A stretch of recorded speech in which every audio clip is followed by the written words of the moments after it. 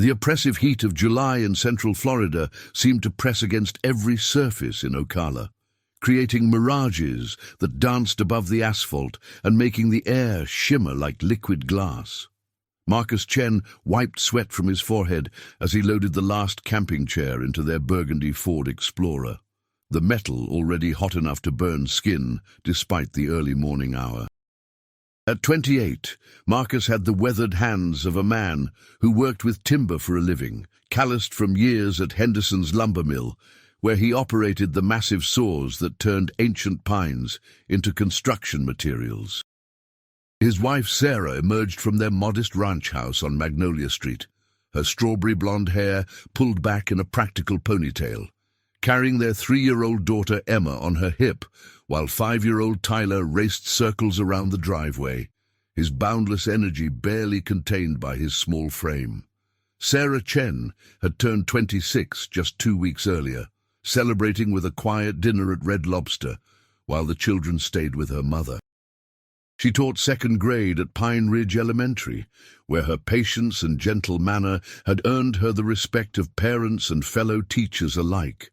The summer break had given her something she rarely enjoyed during the school year: uninterrupted time with her children, time to watch Emma's vocabulary expand daily, and to help Tyler master the art of tying his shoes in preparation for kindergarten. The planned trip to Uncle Ray's cabin represented the perfect culmination of their summer, a chance to escape the sweltering city heat and create the kind of childhood memories Sarah treasured from her own youth. Ray Morrison, Sarah's uncle on her mother's side, had built his retreat in 1978 deep within the Ocala National Forest, on a piece of land that had been in the family since the 1940s. The cabin sat beside Crystal Lake, a pristine body of water that most tourists never discovered, hidden behind miles of unmarked dirt roads and towering longleaf pines. Ray, a retired electrician who had never married, treated the cabin as his sanctuary, a place where he could fish, read, and maintain the simple lifestyle he preferred. Over the years, he had generously shared this haven with various family members, particularly Sarah, who had spent countless childhood summers swimming in the crystal-clear water and falling asleep to the sounds of whippoorwills and tree frogs. The drive from Ocala to the cabin took nearly 2 hours, following Highway 40 east, before turning onto a series of increasingly narrow roads that wound through the heart of the forest.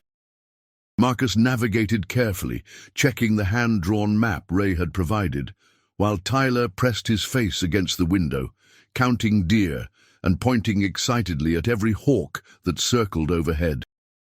Emma dozed in her car seat, lulled by the steady hum of the engine and the rhythmic thumping of tires over wooden bridges that crossed dozens of small creeks.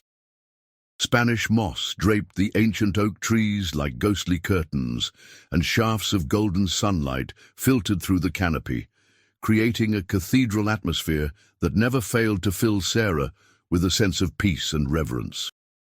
If you're enjoying this story, please take a moment to subscribe to our channel and let us know in the comments where you're watching from. We love hearing from viewers around the world.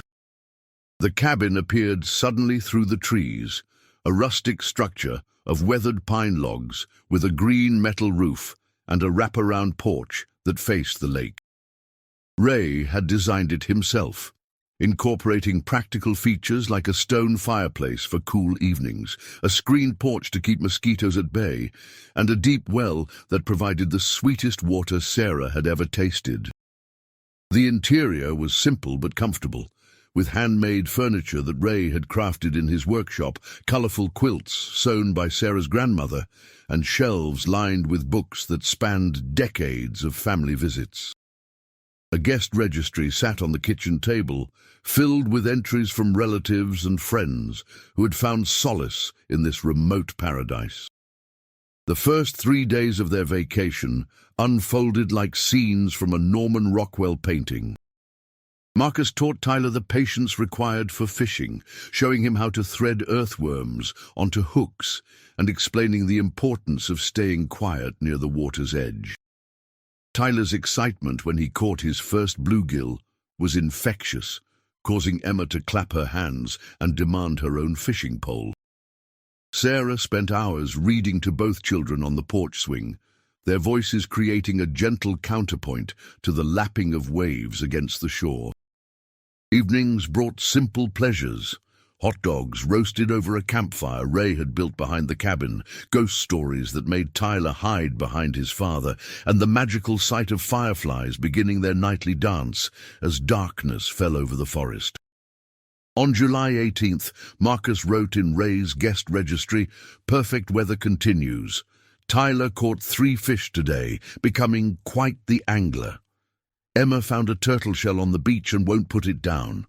Sarah is relaxed for the first time in months. This place works magic on city stress, planning to stay through Friday if weather holds." His handwriting was neat and unhurried, reflecting the contentment that had settled over the family like a comfortable blanket. They had no television, no telephone, no connection to the outside world beyond the battery-powered radio that provided weather updates and the occasional news bulletin. For the first time in years, Marcus wasn't thinking about deadlines at the lumber mill, and Sarah wasn't planning lessons or grading papers, but July 19th dawned grey and threatening, with heavy clouds that seemed to press down on the forest canopy like a lead blanket. The barometric pressure had dropped during the night, leaving the air thick and oppressive, charged with the electricity that precedes a major storm. By 10 in the morning, the first raindrops had begun to fall, and within 2 hours, the gentle patter had become a steady downpour that drummed against the cabin's metal roof with increasing intensity. Marcus and Sarah moved their planned activities indoors, setting up board games on the kitchen table while the children played with blocks and coloring books. The cozy atmosphere should have been comforting, but something about the relentless rain and the way it seemed to isolate them from the outside world created an underlying sense of unease. Sarah prepared lunch, while Marcus worked on a crossword puzzle from a magazine he'd found on Ray's bookshelf, occasionally consulting with Tyler about 4-letter words for various animals.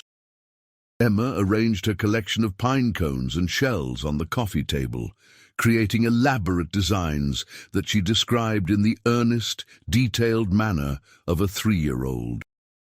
The rain continued throughout the afternoon, sometimes decreasing to a light drizzle before returning with renewed force, as if the sky couldn't decide whether to empty itself completely or torment them with the promise of clearing weather that never materialized. By evening, small rivulets had begun forming in the sandy soil around the cabin, and the normally placid lake had developed whitecaps that slapped against the shore with unusual force. Marcus made the final entry in Ray's guest registry at 8:30 p.m. on July 19th. Rain all day, but spirits remain high. Kids getting restless, but Sarah made amazing chili that warmed us all. Emma insists her turtle shell is making music when the rain hits it. Tyler drew pictures of the fish he plans to catch tomorrow. Planning to head back to town Friday morning if weather clears, otherwise might extend through the weekend. Thanks again for sharing this special place, Ray. The Chen family. The words were written in his characteristic careful script, showing no signs of distress or concern, no indication that this would be the last time anyone would document their presence at the cabin. During the night, as the family slept soundly in the cabin's bedrooms, the rain gradually diminished to a gentle patter and then stopped altogether. By dawn on July 20th, the clouds had begun to break apart, allowing shafts of golden sunlight to pierce through and illuminate the steam rising from the forest floor. Birds resumed their morning songs, and the lake's surface smoothed to mirror-like perfection, reflecting the clearing sky and the surrounding trees.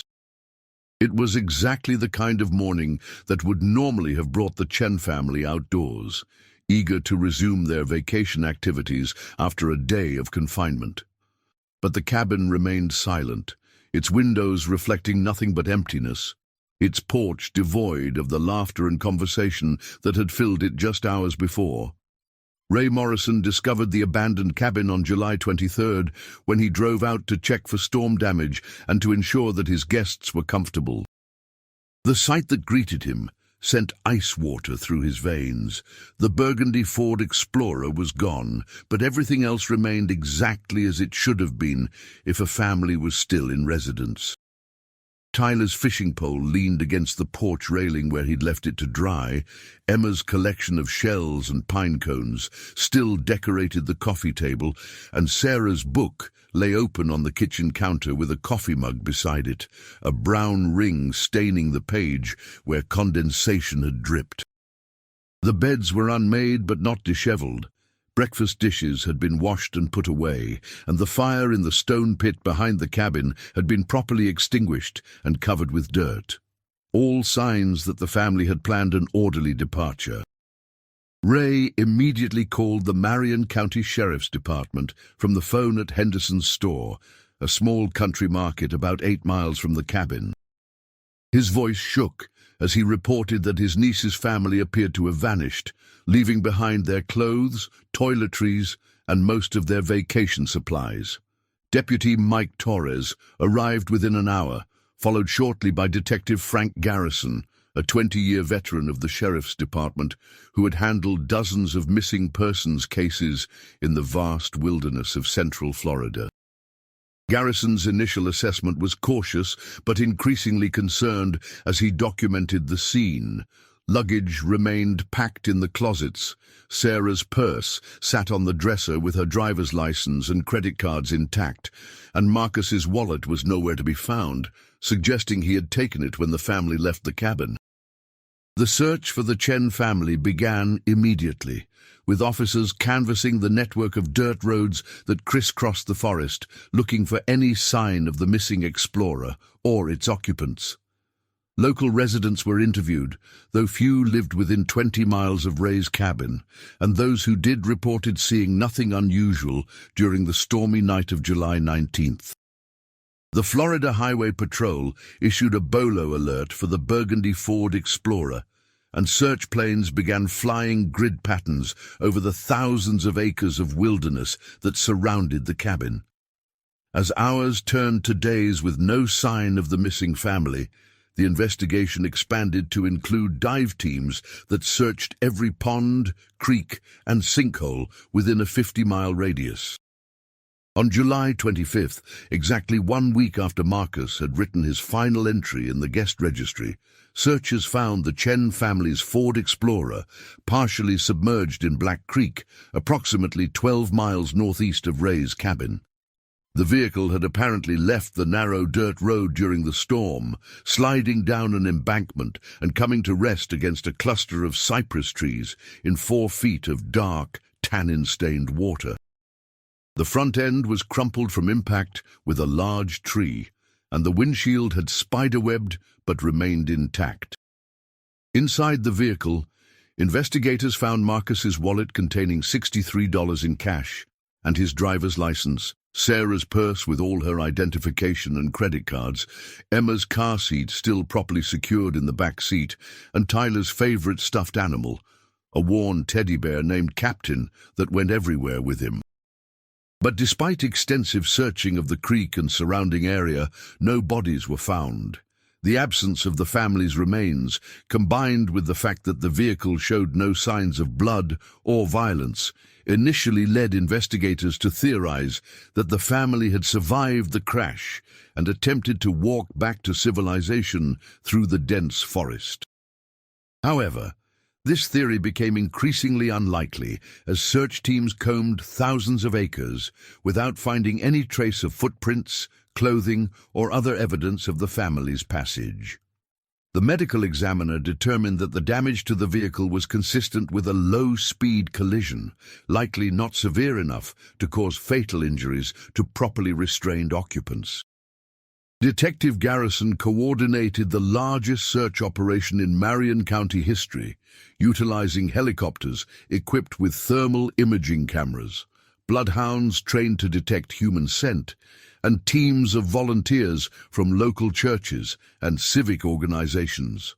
the Red Cross established a command center at Henderson's store, providing food and coordination for the hundreds of searchers who combed the forest in carefully organized grid patterns. Local television stations covered the story extensively, broadcasting photographs of the missing family and asking anyone with information to contact the sheriff's department.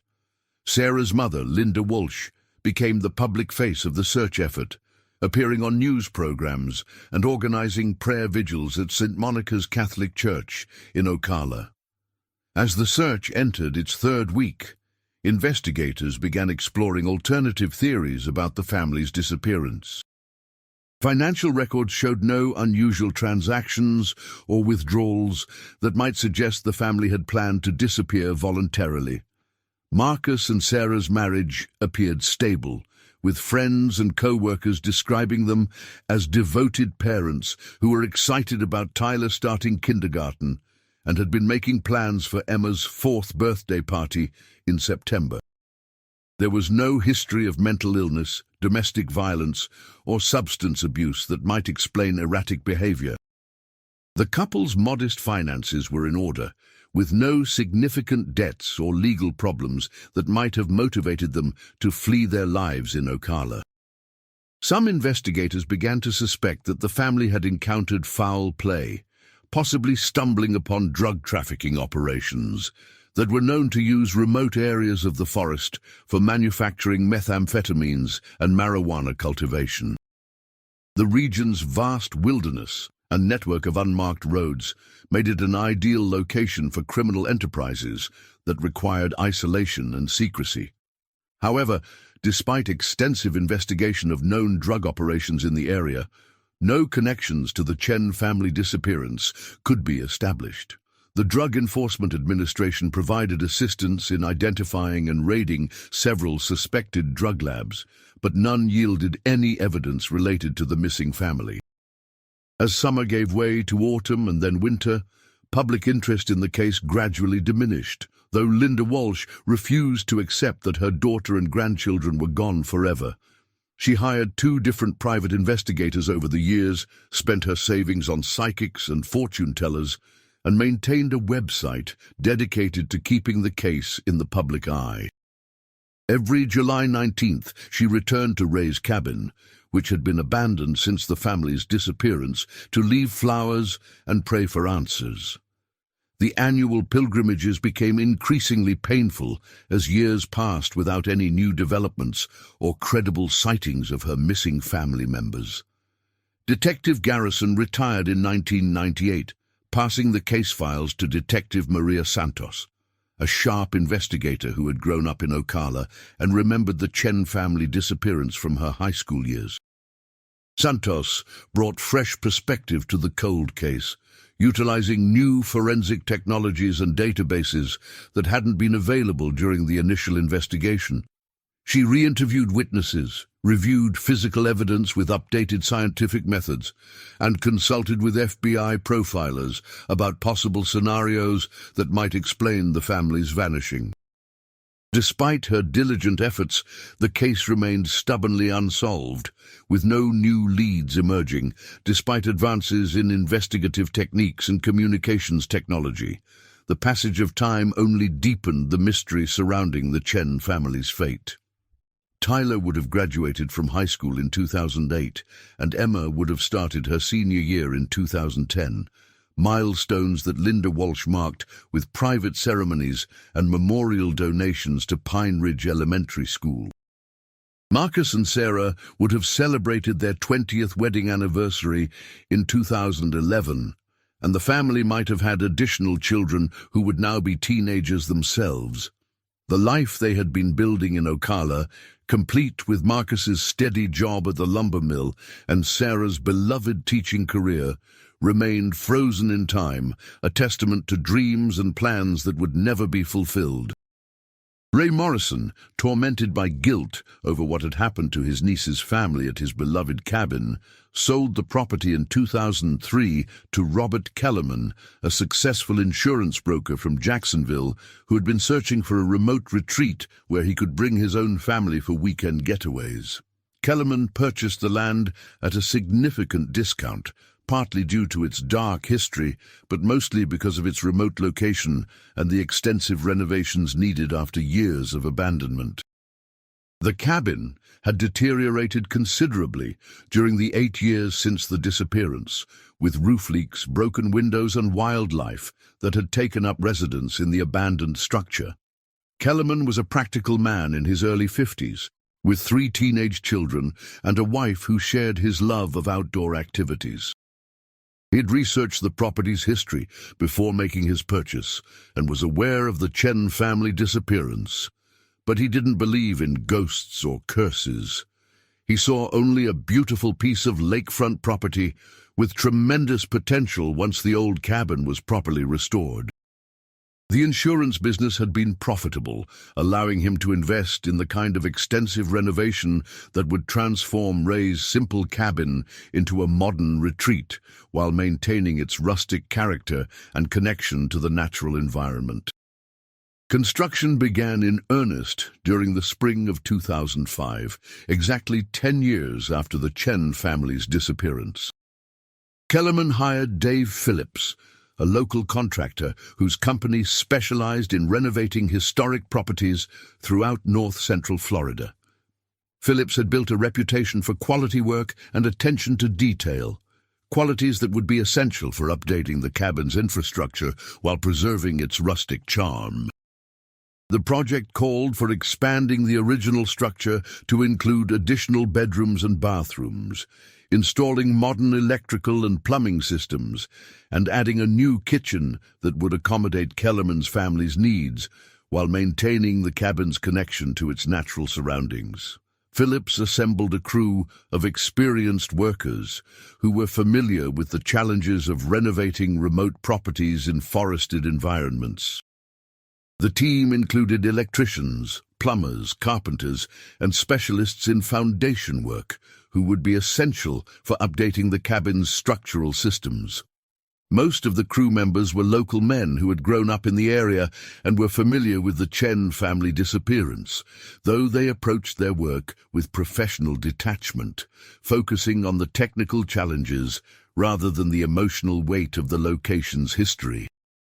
The renovation progressed smoothly through the summer of 2005, with workers replacing the cabin's old electrical system, updating the plumbing, and reinforcing the foundation to support the planned additions. The project required extensive excavation around the cabin's perimeter, both to install new utility lines and to pour concrete footings for the expanded structure. It was during this foundation work that the construction crew made their first puzzling discovery. The basement area seemed to be smaller than the building's exterior dimensions would suggest, creating a discrepancy that didn't match the architectural plans or county records. Jimmy Rodriguez, a skilled carpenter with 15 years of experience in renovation work, first noticed the anomaly on September 12, 2005, while taking measurements for new support beams in the cabin's basement.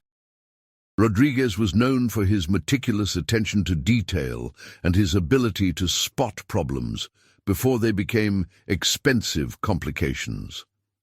When his tape measure consistently showed that the basement was several feet shorter than it should have been based on the cabin's exterior dimensions, he called Phillips over to examine the situation and verify his measurements. Phillips confirmed Rodriguez's findings and began tapping on the basement's rear wall with a hammer, listening to the sound that echoed back. Instead of the solid thump that should have come from a wall backed by earth, the sound was hollow, suggesting that there was empty space behind the concrete blocks. Further investigation revealed that the rear wall of the basement had been constructed differently from the other walls, using a slightly different type of concrete block and mortar that suggested it had been built at a different time than the rest of the foundation. The two men examined the suspicious wall more carefully, looking for any signs of access points or structural irregularities. They discovered that several of the concrete blocks near the floor level showed slight variations in color and texture, as if they had been removed and replaced at some point after the original construction. The mortar between these blocks was also subtly different, appearing newer despite attempts to match the color and texture of the surrounding material. Most tellingly, when they pressed their ears to the wall and listened carefully, they could detect a slight movement of air, suggesting that there was indeed a space behind the barrier. Phillips made the decision to carefully break through the suspicious wall, using crowbars and a sledgehammer to remove the concrete blocks that appeared to have been most recently installed. As they worked, both men felt an increasing sense of unease, though neither could have explained exactly why. The discovery of hidden spaces in old buildings was not uncommon in renovation work, but something about this particular situation felt different, more deliberate and secretive than typical storage areas or utility spaces that builders sometimes created for practical purposes. When they finally broke through the wall and shined their flashlights into the space beyond, both men immediately stepped back in shock and alarm. The hidden room was small, but clearly designed for human habitation, with sleeping bags arranged on the concrete floor, empty water containers, and stacks of canned goods with expiration dates from the 1990s. Along one wall, someone had arranged children's books, coloring supplies, and small toys that appeared to have been carefully selected for a young boy and girl. The air inside was stale and carried the unmistakable scent of decay, though the source was not immediately apparent. Phillips immediately ordered his crew to stop work and called the Marion County Sheriff's Department, knowing that whatever they had discovered was far beyond the scope of a routine renovation project. The hidden room represented evidence in what might be a major criminal case, possibly connected to the Chen family disappearance that had haunted the community for exactly 10 years.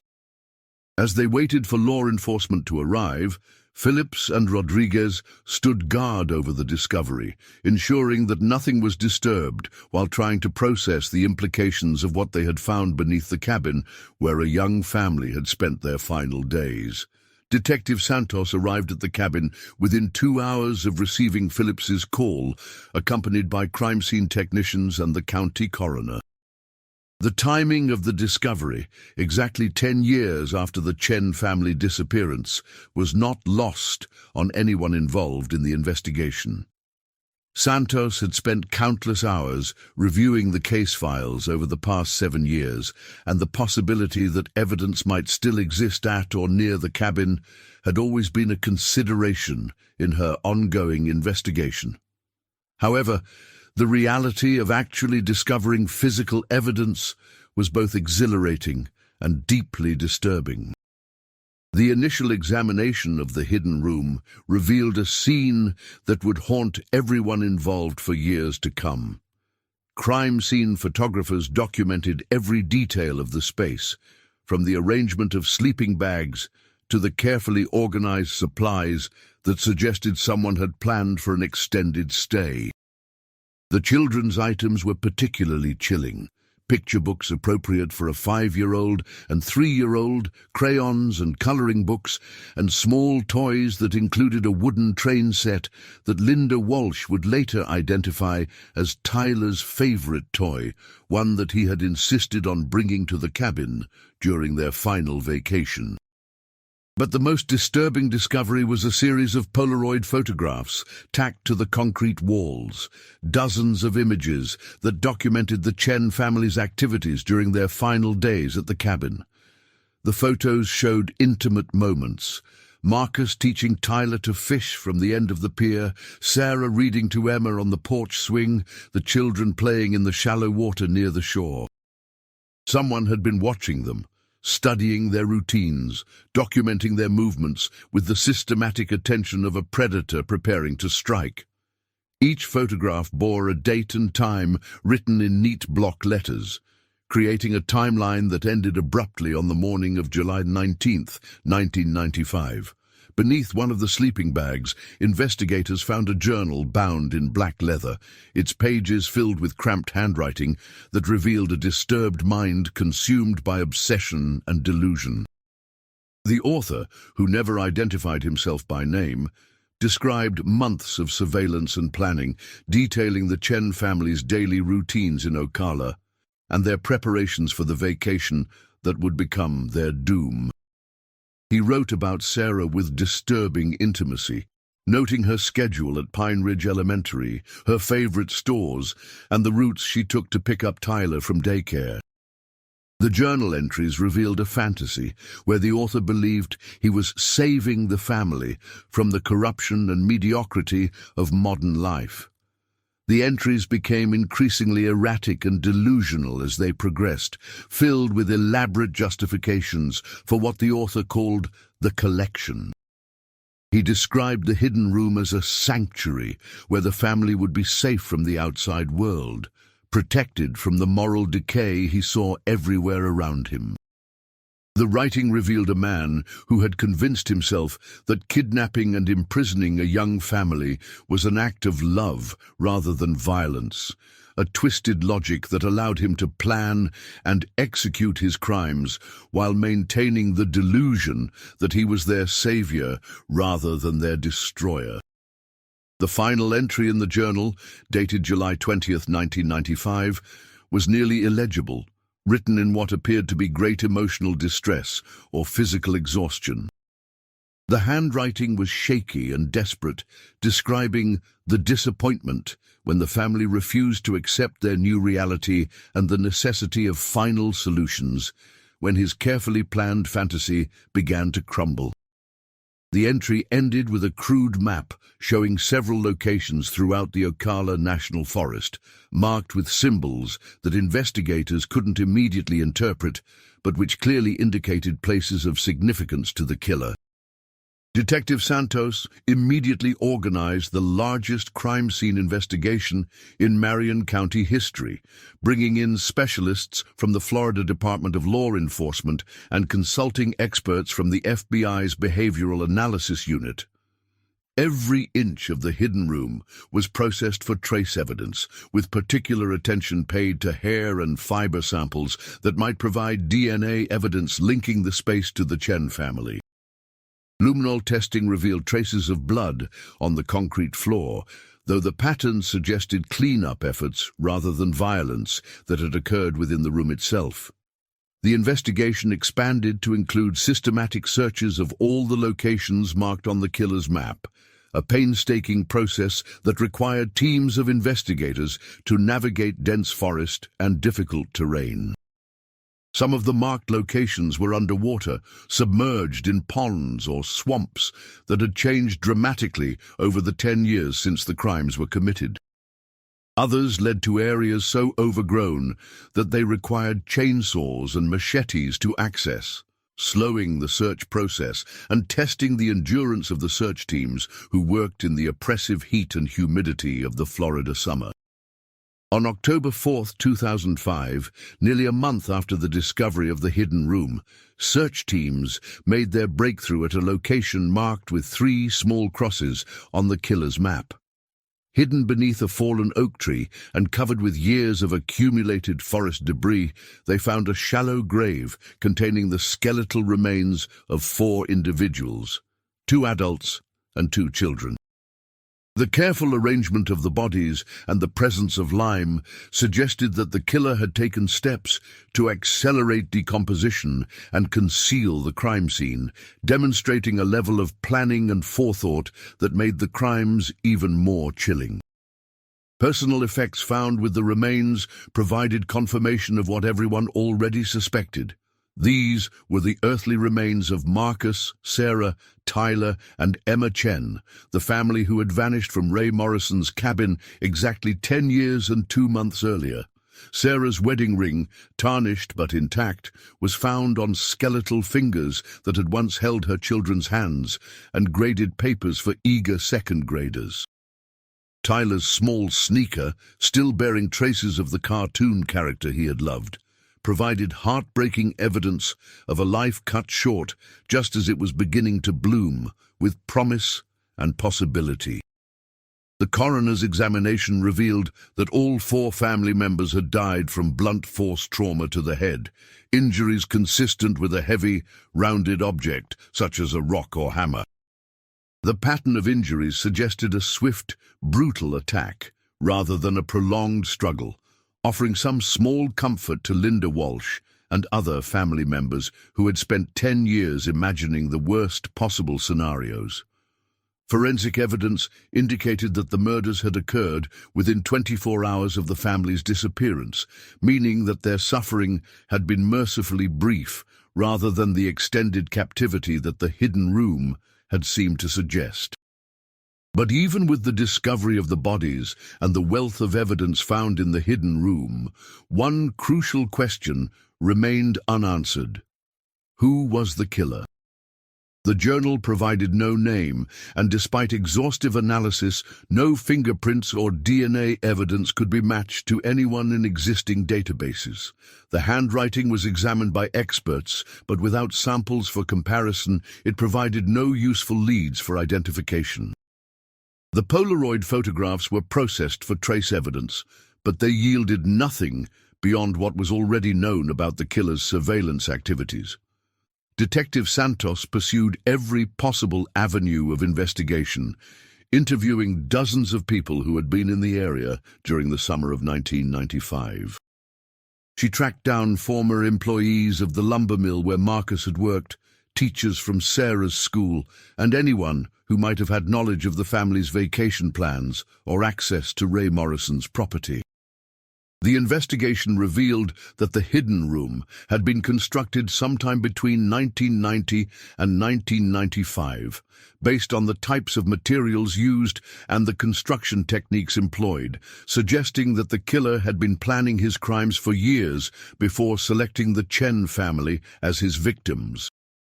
The killer's extensive knowledge of the forest and his ability to construct the hidden room without detection suggested someone with both construction skills and intimate familiarity with the remote areas of the Ocala National Forest. FBI profilers developed a detailed psychological portrait. A white male in his 30s or 40s, likely living alone, with a job that provided flexibility and freedom of movement. He probably worked in construction, forestry, or park services, occupations that would give him the skills to build the hidden room and the knowledge to navigate the vast wilderness areas where he disposed of his victims' bodies. Despite the wealth of evidence and the detailed profile, the investigation gradually stalled as all promising leads were exhausted without producing a viable suspect. The killer seemed to have vanished as completely as his victims, leaving behind only the disturbing evidence of his crimes and the haunting questions about his identity and motivations. The case remained officially open, but active investigation wound down as other priorities demanded the attention of law enforcement resources and personnel. Linda Walsh, now in her 70s and bearing the weight of a decade's worth of grief and uncertainty, finally had answers about her daughter's fate, but the lack of justice remained a source of deep pain. She organized a memorial service for the Chen family at St. Monica's Catholic Church, where hundreds of community members gathered to remember 4 lives that had been cut tragically short and to pray for the eventual resolution of their case. The service provided some measure of closure for the many people who had been touched by the family's disappearance, but it also served as a reminder that evil sometimes goes unpunished in this world.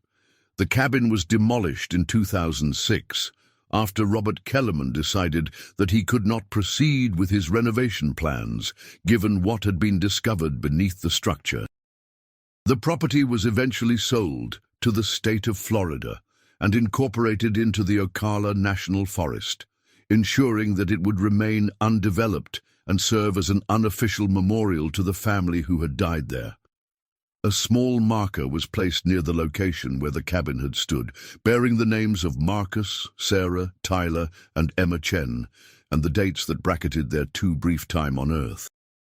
Today, nearly 30 years after their disappearance, the Chen family murders remain unsolved, though the case continues to generate occasional interest from cold case investigators and amateur sleuths who study the evidence and develop their own theories about the killer's identity.